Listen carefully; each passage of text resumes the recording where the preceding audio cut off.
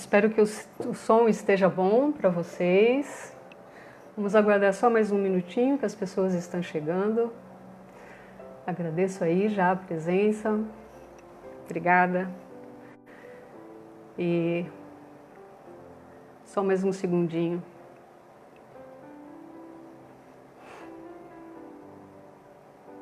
Tá ótimo. Obrigada, Priscila.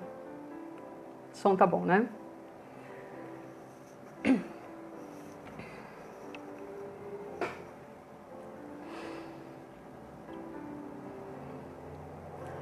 Bom, já são então 20 horas e eu acho que a gente vai... Primeiramente quero agradecer a todos, né, amigos e irmãos, pela presença. Muito bem-vindos. E vamos então nos recolher em pequeno silêncio para nós fazermos a nossa prece de abertura. Agradecemos à Fraternidade Espírita Allan Kardec que nos assiste, ao nosso Mestre Jesus Cristo e ao Senhor Deus Poderoso. Rogamos ao Pai iluminamento neste momento de reflexão, em vossos ensinamentos, para que possamos estar a cada dia um pouco mais preparados aos serviços do bem. Assim seja.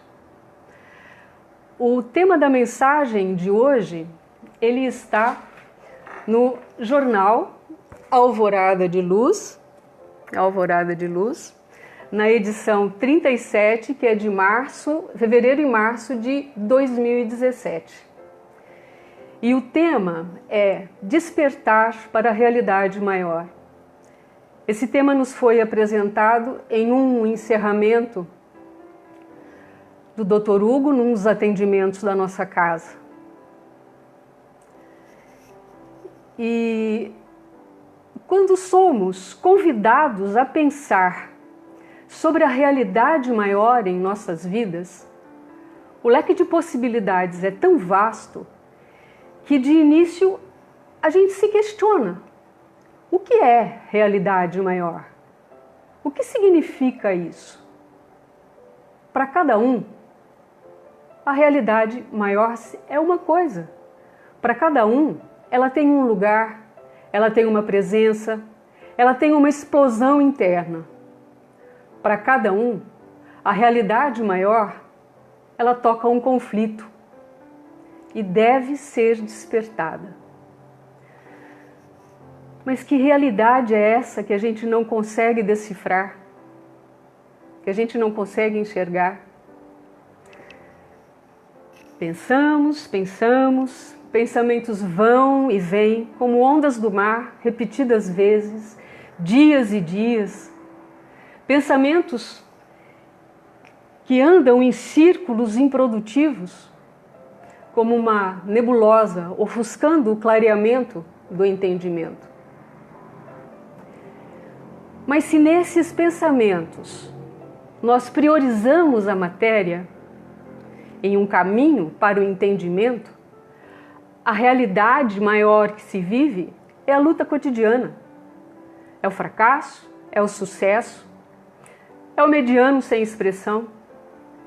É uma representação da realidade concreta da vida. Mas se nós priorizamos o espírito, aí a gente caminha na subjetividade existencial. Os espíritos cristãos preponderam a luz do espiritismo. Mas a gente precisa entender algumas questões ainda. Despertar nossos espíritos para a realidade maior não é somente estudar o Evangelho, a doutrina espírita e todas as informações que já nos foram passadas. Isto é acúmulo de conhecimento. Mas o acúmulo de conhecimento por si só, ele não transforma ninguém. O conhecimento, ele deve ser apreendido, ele deve ser vivido, ele deve ser experienciado. A realidade maior do conhecimento é a transformação. Se aquilo que se lê, aquilo que se ouve, aquilo que se ajuda a compreender o dia, ajuda a compreender o estado de espírito e as relações humanas, aí a leitura é válida e deve ser continuada. É provado que a informação nos dá subsídios para compreender as coisas, mas para educar os nossos espíritos, segundo as leis de Jesus, conhecimento e prática, informação e trabalho, orientação e atitude no caminho do bem são eficazes. É difícil, mas não é impossível. A realidade maior aí, ela é a experiência positiva. E denominamos experiência positiva, pois o lido e o praticado produziram reações que são transformações benéficas nas relações íntimas e pessoais. Isto é um resultado maior. Inicialmente eu falei de presença, eu falei de explosão íntima, eu falei de conflito interno. Eu me referi a esses casos, que são casos biográficos, que são casos históricos que conhecemos, como Francisco de Assis, Allan Kardec, Francisco Cândido Xavier, Bezerra de Menezes, Teresa de Calcutá, entre tantos outros. Todos atenderam a um chamamento, todos atenderam a uma pulsão interna e saíram em busca de respostas e tomaram atitudes em prol do engrandecimento de seus atos. Todos tinham um incômodo íntimo que os levou às novas ações de transformação. Eles souberam ouvir o chamamento.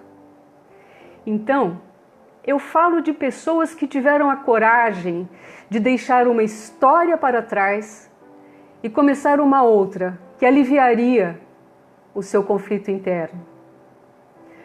O que eu quero dizer com isso? Muito bem. Muita gente tem vontade de fazer coisas que elevam o espírito, coisas que são agradáveis à espiritualidade, que são benéficas às suas relações familiares e sociais, mas não tem o desprendimento de sua mesmice. Não tem coragem de romper com o modelo de vida que levam, não tem coragem de se reposicionar frente a velhos conceitos e a velhos preconceitos que carregam. Ah, Celes, mas o exemplo de pessoas que você apresentou são santos ou grandes expoentes das áreas que se dedicaram? Sim, são. Mas nós somos pais, mães, filhos, amigos, pessoas que vivem em sociedade, ou menor, podemos ser melhores no nosso convívio. Por exemplo, quantos pais que vivem em conflito com um filho não vê nele senão dificuldades, embaraçando a convivência? Quantos filhos que não vê no seu pai somente um devedor de obrigações? Quantos irmãos não se falam, muito talvez, por disputa de ego, que propriamente uma não afinidade familiar? Quantas pessoas que nós temos que resgatar em nossos corações e colocá-las com todo respeito no lugar que elas merecem dentro de nossas vidas. Isto só para apresentar um pequeno recorte do tipo de chamado. Cada situação dessa é um incômodo, cada situação dessa é um chamamento que deve ser observado com cuidado, com aprofundamento e reflexão, mas com olhos e coração desprovido de preconceitos anteriores. Então, meus amigos, quando observamos a vida das pessoas que nos deram e nos deixaram bons exemplos, e se permitiram ouvir o chamado, deixaram que uma presença, a presença da coragem, a presença do desejo de seguir uma causa boa, a presença do estímulo à fraternidade. Pessoas que fizeram e que fazem a diferença compreenderam o significado da realidade maior em suas vidas. Eu entendo que realidade maior seja algo divino, seja algo que nos alivia do medo da transformação, o medo de romper as coisas estabelecidas, as coisas conhecidas e palpáveis. Porque se não fosse a falta de coragem, se não fosse a falta de vontade, nós já teríamos feito. Se não fosse o medo, a covardia, a acomodação e a descrença no poder de transformação, nós já teríamos uma conduta mais firme, mais persistente e mais envolvida com propósitos excelsos. Despertar os nossos espíritos significa sair do sono, acordar, estimular, sair do estado gelatinoso e da inércia que nos envolve. É reagir e readquirir forças para impulsionar algo de bom que está dentro de nós, mas nós não alimentamos. Despertar é o começo da mudança. E quando a gente desperta, seja lá que horas for, de manhã, de madrugada, depois do almoço, nós podemos dizer que aquela hora que a gente acorda é igual à hora que nós fomos dormir? Não. Ao despertarmos, nós estamos vivendo uma nova realidade, novos acontecimentos. A gente acorda muitas vezes tendo preguiça, muitas vezes a gente sai da cama com mau humor, sem vontade, mas levantamos, saímos e vamos tocar a vida. Mas se nós não despertarmos o nosso espírito para as tarefas do bem, não libertarmos os nossos corações para a compreensão, para a tolerância e para a resignação, dificilmente entenderemos a realidade maior, a qual somos chamados. Nós confiamos demais no dia do amanhã. E vai adiando as tarefas do dia de hoje.